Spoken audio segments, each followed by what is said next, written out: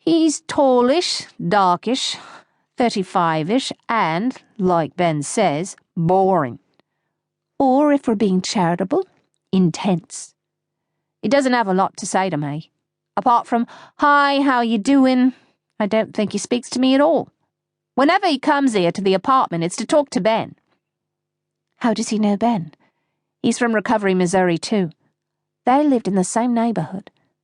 But Pat lived in a house, not in a trailer. So maybe he was class while Ben was trash. Anyway, they went to school together in some sagebrush swamp. After they grew up, they kept in touch. And now they teach at the same university. Sagebrush grows in deserts, not in swamps. How do you know that? I went to Cambridge University and got a quarter blue in tiddlywinks. Of course you did. Anyway, as I was telling you, Recovery's one of those dull, nothing-ever-happens little towns where people have to drink cheap alcohol, beat up their wives, or shoot each other dead for entertainment. There's damn all else to do. So Ben says, anyway. It sounds like Royal Tunbridge Wells.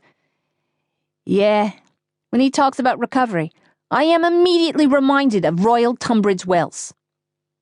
Tess began to fiddle with her homemade New York cheesecake, which she'd knocked up from a packet mix, and was trying to home-make a bit more by sticking candied lemon slices, which had never been near any lemon, all round the perimeter. Did we remember to buy a can of Ready Whipped? Yes, it's in the fridge. Or do I mean the icebox? Nah, you mean the fridge. Americans have fridges now. An icebox is a cooler. Tess took out the aerosol of cream. Okay, Rosetta Swirls, what do you think? I tell Ben we'd be making stuff from scratch. This needs to look like I made it myself. I'd go for rosettes then. But don't do them yet. This sort of cream collapses in a puddle 5 minutes after squirting. I think I heard the doorbell. Shall I get it? Please, if you don't mind. I need to make the gravy and turn the sweet potatoes. They're catching just a bit. They always do. You could blame the oven. Yeah, I might. I walked off down the passage. What had Tess just said about this guy? That he worked with computers? I suppose that meant he was a geek. He'd most probably be stooped, round-shouldered from crouching over keyboards endlessly, and either very fat or very thin. All lard or all raw bones. He'd have lots of dandruff, and possibly some personal hygiene issues. He'd wear glasses fixed with sticking plaster, badly fitting jeans, a cheap acrylic sweater. I unlocked the front door. I opened it, and found that I was gazing into the dark brown eyes of the most attractive man I'd seen for years and years. "Hi," he began. "You must be Rosie?" Patrick. The dark-haired girl who smelled of something flowery and expensive looked at me like I was something nasty on her shoe.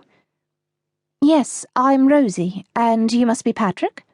she replied, in a voice that sounded like she should be in a vintage British movie or an episode of Downton Abbey, my mother's favorite show.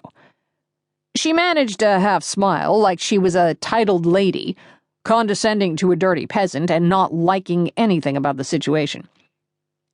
"Tess and I are busy in the kitchen," she continued. "Ben is working in the den." Okay, I thought, I get it. The famous British courtesy. The elegance of manner which means a British person can be polite and charming while privately deciding you're a jerk and somehow making sure you know it too. I headed down the passage to the den where Ben was working. You could have had me fooled.